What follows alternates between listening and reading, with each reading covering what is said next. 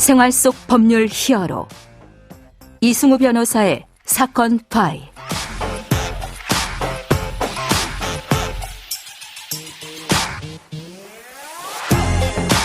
안녕하세요. 이승우입니다. 각종 사건 사고에서 여러분을 구해드리겠습니다. 오늘 열어볼 사건 파일은 촉법 소년 관련된 사건입니다.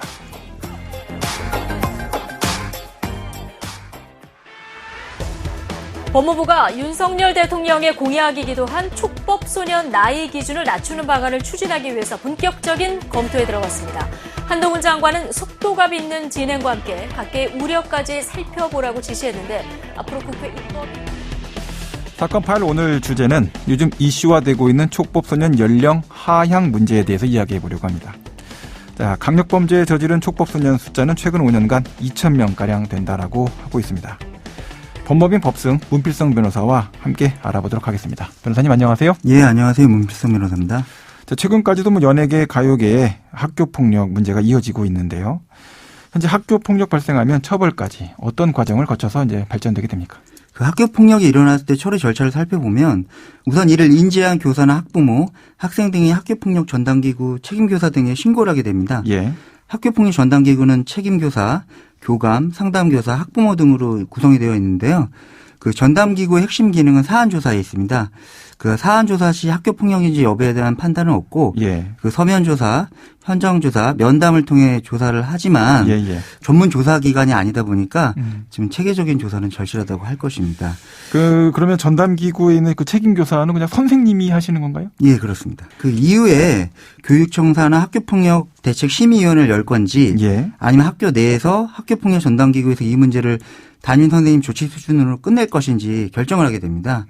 그 만약에 학교폭력 대책 그 심의를 해서 위원회를 열 것으로 결정을 하면 그 심의위원회가 열리게 되고 여기서 가해 학생과 피해 학생 부모님들의 의견 진술 기회를 받고 또 필요하다면 변호인 등이 관련해서 의견을 제시하게 됩니다.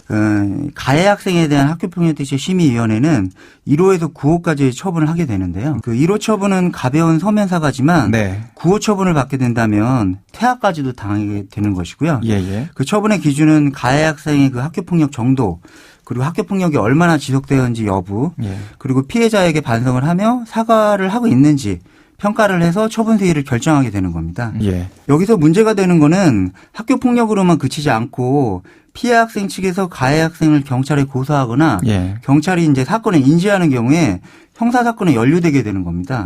그 미성년자 중에 만 10세 이상부터 만 19세 미만자를 소년범이라고 하고요. 만 10세 이상부터 만 14세 미만은 촉법소년이라고 해서 보호처분만을 받게 됩니다. 그리고 만 14세에서 만 19세 미만의 범죄 소년은 보호처분은 물론이고 성인과 같이 형사처벌이 가능하고 이 경우 형사처벌을 받는다면 전과 기록도 남게 되는 것이거든요. 최근 일어나고 있는 소년 범죄 또는 학교폭력 특징이 뭡니까? 그 요즘에는 휴대폰 등 디지털 기기를 이용한 학교폭력이 많이 일어나고 있습니다. 그 학생들 사이에서 익명으로 질문을 할 수 있는 에스크라는 어플리케이션 들어보셨는지 모르겠는데요. 이 어플리케이션 내에서는 질문하는 사람에 대해 상대방이 알 수가 없습니다. 이러한 익명성을 이용해 가지고 같은 반 친구에게 성적 수치심을 야기할 만한 질문과 은어를 보내는 등 행동을 하게 되는 경우가 있는데요. 그 죄의식 없이 이렇게 하는 행동은 수사기관이 IP 추적을 통해서 피의자가 특정이 가능하거든요. 그렇게 돼서 이게 피해자가 된다면 성폭력처벌법 통신매체 이용 음란의 행위에 해당하는 게 되고 학교폭력으로 처분을 받는 것은 물론이고 형사적으로도 2년 이하의 징역 또는 500만 원 이하의 벌금에 처해질 수도 있는 겁니다. 학교폭력 사건으로 또 좀 형사사건화된 것들 좀 설명을 좀 더 해 주시죠. 그 방과 후에 친구끼리 서로 좋아하는 연예인이 누구다 하면서 이제 서로 이야기를 하다가 나는 그 연예인 싫어 그러면서 이제 다투다가 휴대하고 있던 휴대폰을 이용해서 폭행까지 이어지는 사례가 있었거든요. 휴대폰으로 때렸나 보군요. 이렇게 되면 가해 학생은 학교폭력에 대한 처분을 받게 되고 피해 학생이 경찰에 고소를 하게 되면 특수폭행의 피의자 신분이 되어 경찰서까지 가서 조사를 받게 됩니다. 또 혐의가 인정이 되는 경우에 소년 재판까지 가게 될 수가 있는 겁니다.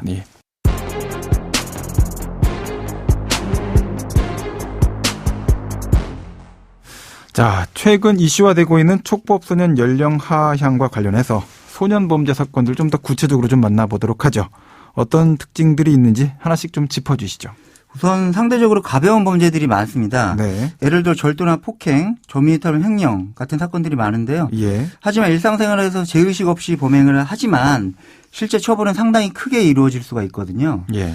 그 사안 중에 이제 고등학교 재학 중인 학생이 있었는데 집에 가던 중에 우연히 땅에 떨어진 클래치백을 보고 백을 뒤진 겁니다. 근데 그 안에 지갑이 있는 것을 발견하고 지갑 안에 현금 5만 원과 운전면허증이 있었는데 현금은 그대로 가져가고 운전면허증으로는 차량을 렌트할 수 있을 거라는 생각을 가지고 그 피해자의 주민번호랑 면허주 번호를 임의로 서명을 해서 렌트카를 빌려서 운전한 사례가 있었습니다. 이를 형법적으로 보면 점유이탈물 횡령죄, 공문서 부정행사죄, 주민등록법 위반죄, 사문서 위조죄와 동행사죄, 그리고 무면허 운전죄까지 해당되게 되는 겁니다. 땅에 떨어져 있는 지갑이나 클러치백 같은 거 집어 들어갖고 그냥 가져가면 그게 점유이탈물 횡령죄 또는 절도죄에 적용된다는 거죠? 예, 그렇습니다. 네. 이렇게 잘못된 판단으로 수개의 죄를 저지르게 되는 것입니다. 네. 자, 그럼 변호사님, 이제 촉법소년 연령과 관련된 어떤 내용들이 논의되고 있는지 좀 설명을 좀 부탁드릴까요? 그 촉법소년 관련된 법 개정 주요 내용은 범죄 책임 능력의 나이를 현재 만 14세에서 만 13세나 12세로 하향하자는 겁니다. 그 형사처벌을 받을 수도 있고 보호처벌을 받을 수 있는 소년범의 연령을 현재 만 14세, 만 19세 미만에서 만 12세 이상, 만 19세 미만으로 확장을 해가지고 가벌성을 확장하자는 것인데요. 실제로 미국의 많은 주들 같은 경우에는 형사책임 연령 제한 규정이 없는 경우도 있긴 합니다. 뭐 변호사님께서 형사 변호사로서 이제 교도소 접견, 분류심사원 접견들도 많이 가시잖아요. 가보시면 어떻습니까? 제가 형사 변호사로서 교도소 접견을 많이 가고 있습니다. 그 처음에 저도 소년범들의 범죄 사실만을 볼 때 이 친구가 과연 교육을 통해 개정이 가능할까 의문이 가는데요. 또 대화를 나누다 보면 그 나이 때 어린 학생들과 똑같다는 것을 느끼는 경우들도 있습니다. 또한 그 소년범이 구속이 되면 그 일반 성인 수용자들과 같이 생활을 하게 되잖아요. 여기서도 이제 괴롭힘이나 폭행을 당하거나 어려운 생활을 하게 되는 게 현실입니다.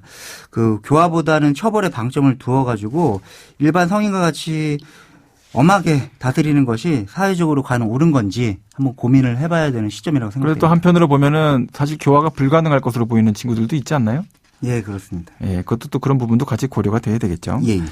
자, 그러면 오늘 사건에 담긴 법적 포인트를 한 줄로 정리하고 실제 법적 대응과 자문 이어가 보도록 하겠습니다.